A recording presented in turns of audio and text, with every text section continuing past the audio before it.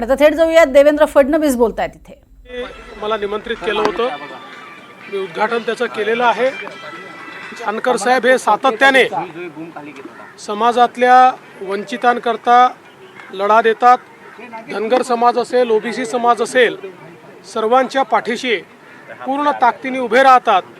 आणि म्हणून अशा प्रकारचं एक समर्पित नेतृत्व त्यांचं असल्यामुळे त्यांना शुभेच्छा देण्याकरता या ठिकाणी मी आलोय. मला अतिशय आनंद आहे की आज त्यांच्या कार्यालयाचं उद्घाटन झालं. विश्वविजेती भारतीय टीम मुंबईत येणार आहे, त्यांची रॅली असणार आहे, तुम्ही जाणार आहात का, सहभागी होणार आहात का, कशा शुभेच्छा आहे की आमचं काम आहे की जी काही रॅली आहे आणि जी काही BCCIने वगैरे व्यवस्था केलेली आहे ती योग्य प्रकारे पार पडली पाहिजे. त्याच्या सगळ्या व्यवस्था त्या ठिकाणी आम्ही करू. ज्या ज्या काही व्यवस्था असतील त्या सगळ्या व्यवस्था रॅली निर्विघ्नपणे पार पडली पाहिजे. कारण खूप मोठा उत्साह मुंबईच्या जनतेमध्ये आहे. आपले विश्वविजेते खेळाडू या ठिकाणी येत आहेत.